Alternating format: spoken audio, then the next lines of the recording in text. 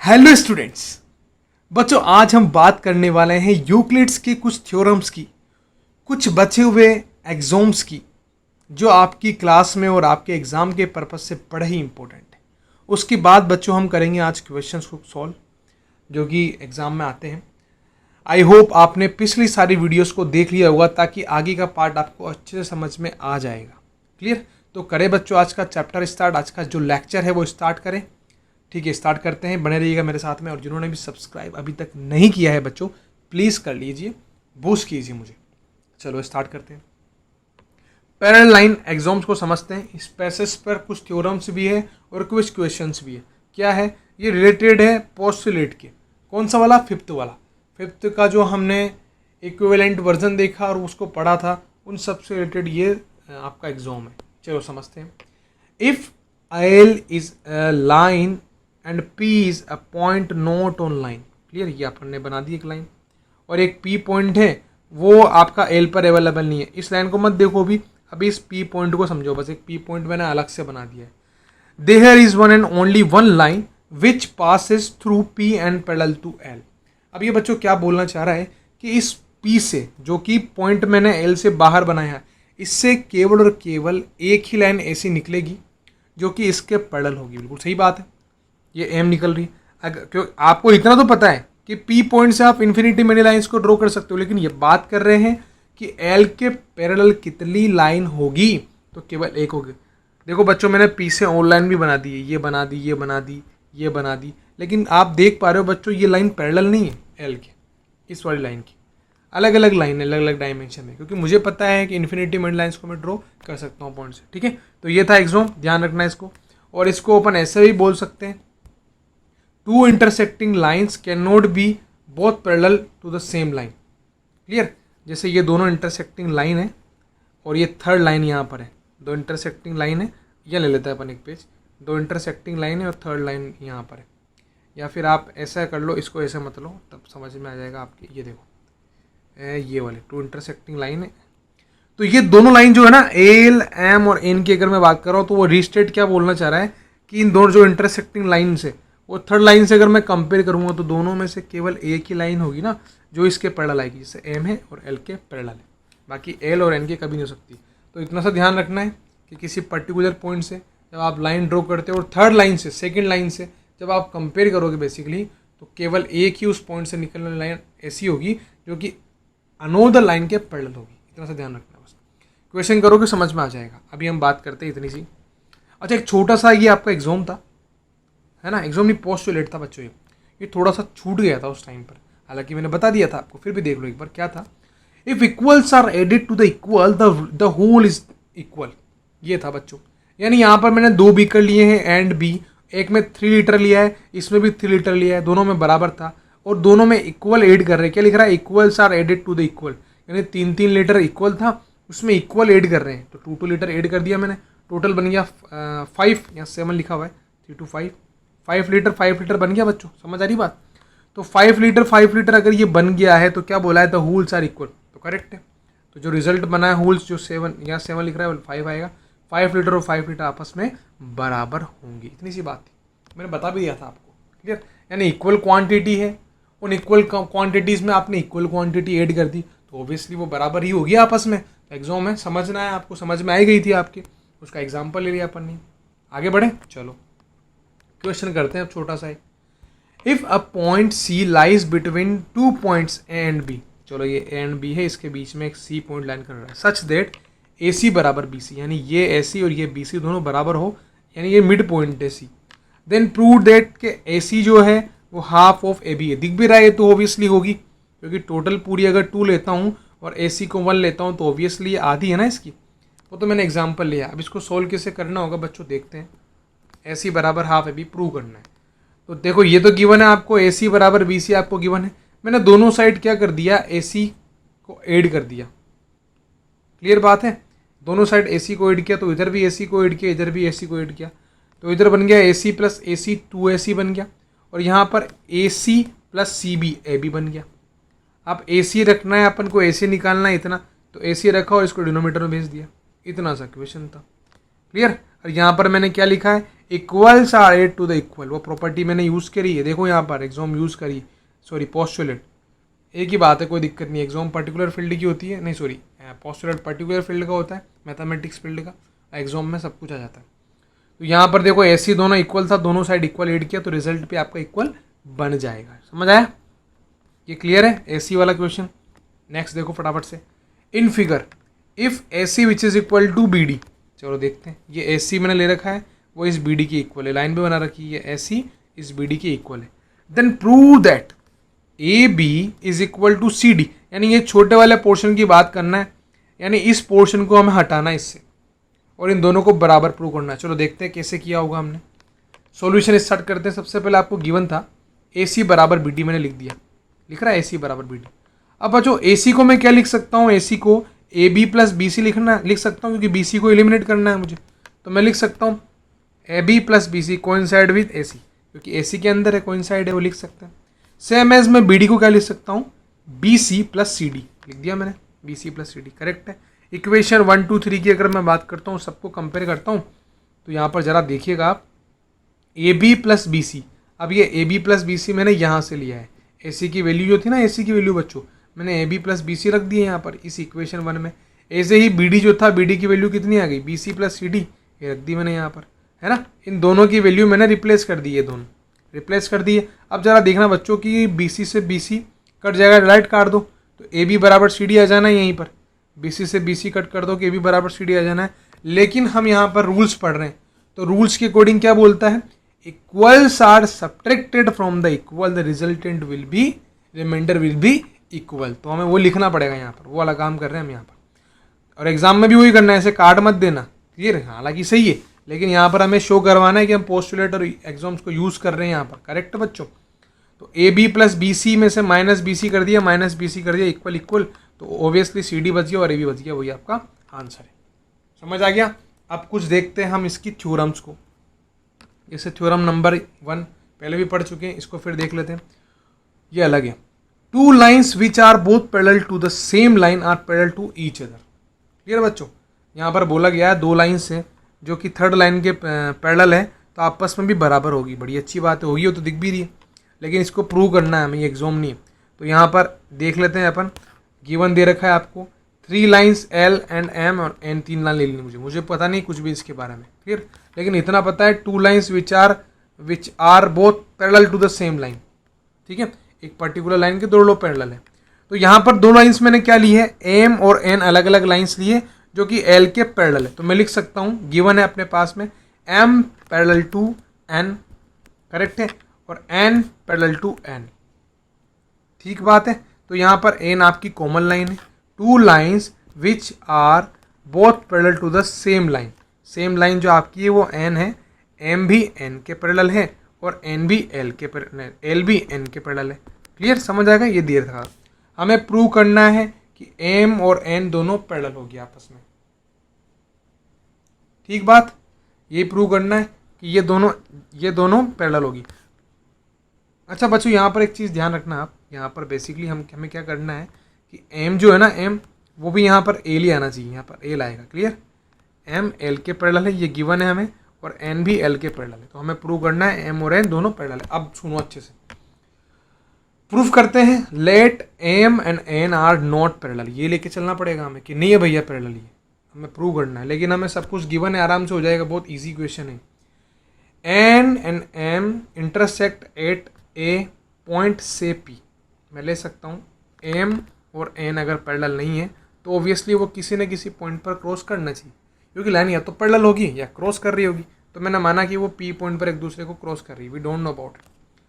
There are 2 lines M and N passing through P and parallel to L, ऐसा तो कभी हो ही नहीं सकता, जो बात लिखी है ऐसा कभी हो नहीं सकता, क्योंकि हमें पढ़ा था कि 2 लाइन अगर इंटरसेक्टिंग है, पढ़ा था ना भी स्टार्टिंग में पैरेलल लाइंस का जो प्रॉपर्टी पढ़ रहे थे एग्जाम की, अगर 2 लाइन इंटरसेक्टिंग है, मैंने दिखाया भी था, चलो देख लो फटाफट से, ये रही, अगर 2 लाइन इंटरसेक्टिंग है तो दोनों में से केवल एक ही लाइन इस थर्ड लाइन के पैरेलल होगी, दोनों लाइंस कभी भी पैरेलल नहीं हो सकती बच्चों, ये दोनों लाइंस कभी पैरेलल नहीं होगी, एक होगा इनमें से कोई सा भी।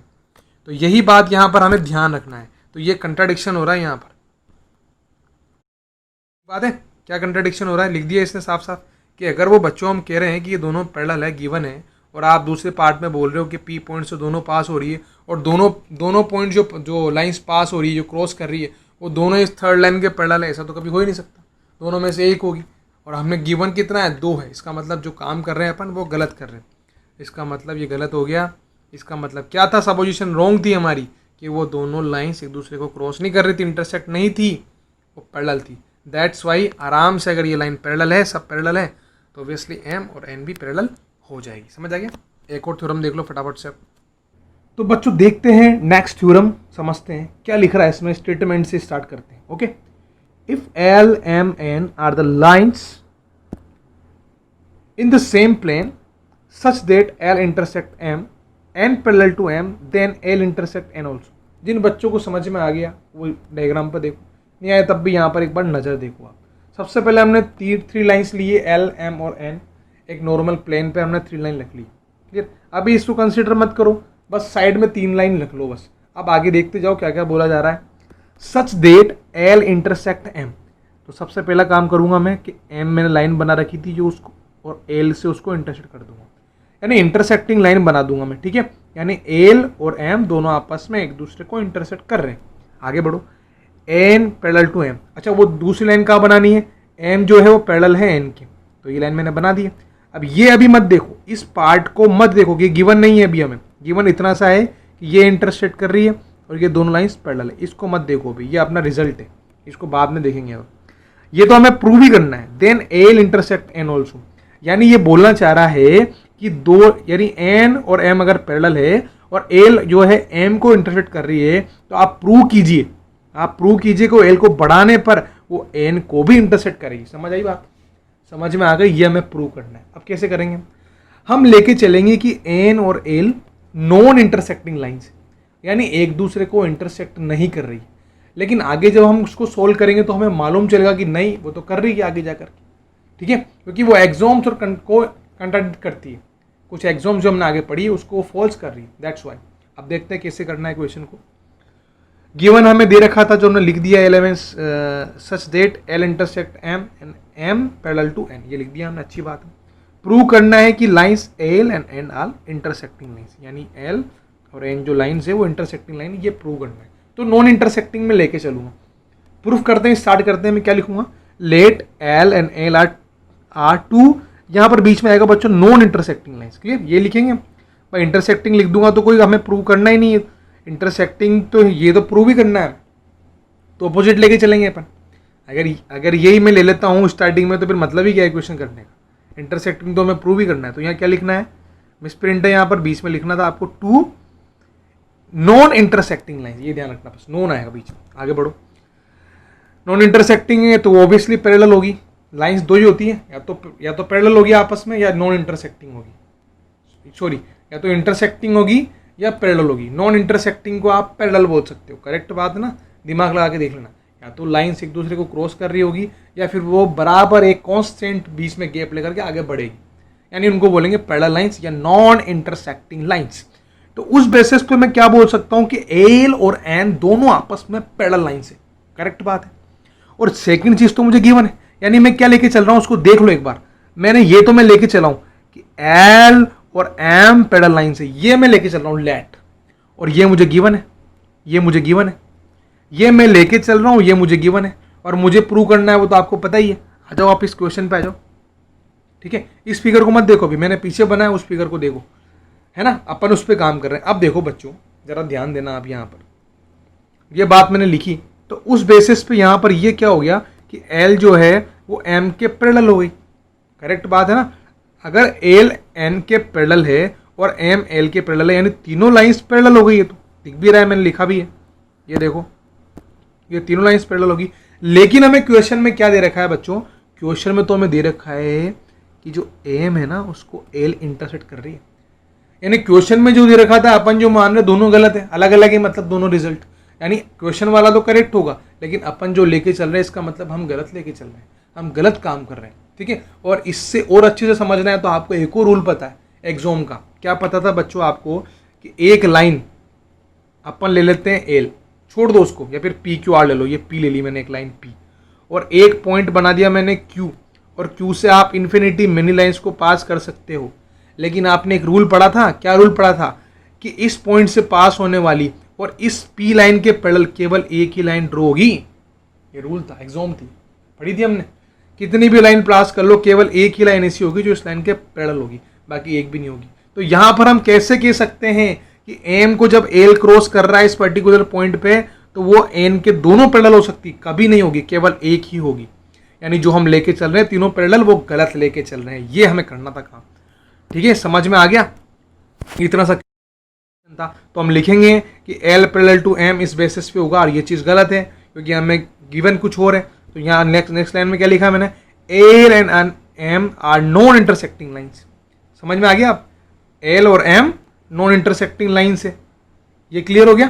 तो ये गलत हो गया, मामला गलत हो गया ना इस बेसिस पे। भाई एल और एम नॉन इंटरसेक्ट यानी पैरेलल लाइन बता रहा है। जबकि वो क्या बोल रहा है यहाँ पर, देखो क्या बोल रहा है, ये रहा L intersect M, intersecting line है। क्लियर है? क्लियर है? ज़्यादा घुसना में डिटेल में इसमें। क्लियर? नॉर्मल समझो, थ्योरम्स इतनी डिफिकल्ट नहीं होती है, पर थोड़ा समझने का नजरिया अलग अलग होता है अपना। समझ रहे हो?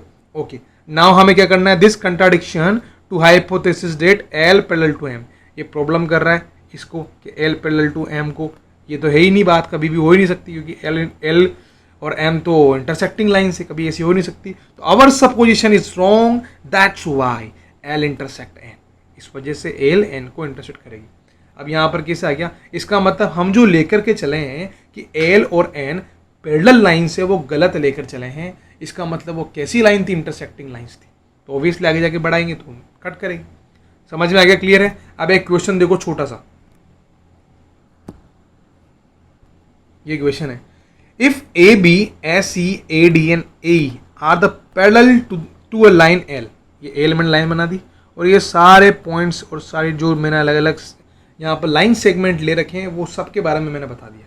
वो क्या सब है? वो सब पैरेलल है एल के। Show that the points A B C D are the collinear. हमें इतना सा प्रूव करना है बच्चों कि अगर ये एल के पैरेलल है तो आप प्रूव कर दो कि ए बी सी डी जो है वो क्या है? कोलिनियर पॉइंट्स है। करें स्टार्ट? चलो देखते हैं। इजीएस्ट सॉल्यूशन है इसका थ्योरेटिकल। देखो कैसे, A B S C A D और A are the parallel to L. ये हमें गिवन है, ये हमने लिख दिया है। A is a point outside L, correct बात है, उस दूसरी लाइन पर अवेलेबल है ना? हमें नहीं पता अभी ये पैरेलल है, इतना पता है, लेकिन हमें नहीं पता कोलिनियर पॉइंट है नहीं हो, तो ऑब्वियसली है कोलिनियर, लेकिन ये प्रूव करना है। कैसे करोगे? A is a point outside L through which A B S C A D और ए ई पास। ठीक है, यानी इस ए पॉइंट से ए बी भी निकल रही है, ए सी भी निकल रही है, ए डी और ए ई सब निकल रही है। करेक्ट बात है, बिल्कुल सही बात है। अब यहाँ आगे पढ़ो, points A B C D E lies on the same line. बिल्कुल सही बात है ना? एक ही लाइन पर लाई कर रहे हैं, ये तो हमें प्रूव करना है। अब ये कैसे कर रहे हैं? ये लाइन मैंने क्यों लिखी, कैसे लिखी है लाइन, उसका कारण है, पढ़ो इसको। By parallel line axiom one and only one line can be drawn through A on parallel to L. समझ पा रहे हो? मैंने फिर से वही बात बोली है कि पॉइंट ए ले लिया आपने, ए बी सी डी ई जो भी मैंने लाइंस लिए, उसमें सब में ए से निकल रहा है ना पर्टिकुलर पॉइंट। तो अगर ये बोल रहा है कि सारी लाइंस एल के पैरेलल है, ये सारी लाइंस एल के पैरेलल, इसका मतलब वो ओवरलैप कर रही है लाइंस। बिकॉज हमने एक रूल पढ़ा था कि किसी पर्टिकुलर पॉइंट से आप इन्फिनिटी मेन लाइंस तो ड्रॉ कर सकते हो, लेकिन दूसरी लाइन के पैरेलल केवल और केवल एक लाइन ड्रॉ होगी। बताया था मैंने अभी, ये जस्ट देखो इधर, ये वाला, ये प्रॉपर्टी बताई थी मैंने अभी, अच्छे से देख लो दोबारा, कोई दिक्कत नहीं है, बताई थी ये वाली, इन्फिनिटी मिड लाइंस ड्रॉ कर दो। क्लियर? और वहां पर क्या हो रहा है? यहाँ पर बी पॉइंट बन रहा है। क्लियर? तो यहाँ पर ये बी, उन्हें साफ साफ बोला ना कि पैरेलल है इसके, तो बनाना यही पड़ेगा, ई को भी यहाँ बनाना पड़ेगा। ऐसे बना नहीं सकते अपन ए डी, क्यों? क्योंकि ए डी अगर मैं ऐसे बना दूंगा तो पैरेलल कहाँ रहेगा फिर ये, इसलिए सारी लाइंस ओवरलैप करती हुई बनानी पड़ेगी मुझे, और ऑब्वियसली ओवरलैप करके बना रही है और पॉइंट ए से पास हो रही हो, तो ऑब्वियसली क्या होगा? एक ही लाइन ऐसी होगी जो पैरेलल होगी। इसका मतलब वो सारे के सारे पॉइंट्स एक ही लाइन पर अवेलेबल थे। ठीक है, ये फिगर मैंने बाद में बनाया, सारे पॉइंट्स एक लाइन पे अवेलेबल थे। A B C D are the collinear points. समझ में आ गया होगा आई होप आपको, और नहीं समझ में आया तो फटाक से मैसेज कर दिया करो, कमेंट कर दिया करो, दोबारा से आपको इंडिविजुअली आराम से अपन लाइव करके दिखा दूंगा, आपको समझा दूंगा और बड़ी अच्छी तरह से। ठीक है, और थोड़ा सा माइंड आपका यूज करो इसमें। क्लियर बच्चों? तो ये था आज का आपका चैप्टर, कंप्लीट हो गया आपका यूक्लिड का जो भी इंट्रोडक्शन पार्ट था, और यूक्लिड में कुछ बेसिक ज्योमेट्रिकल टर्म्स थी हमने अच्छे से समझ ली।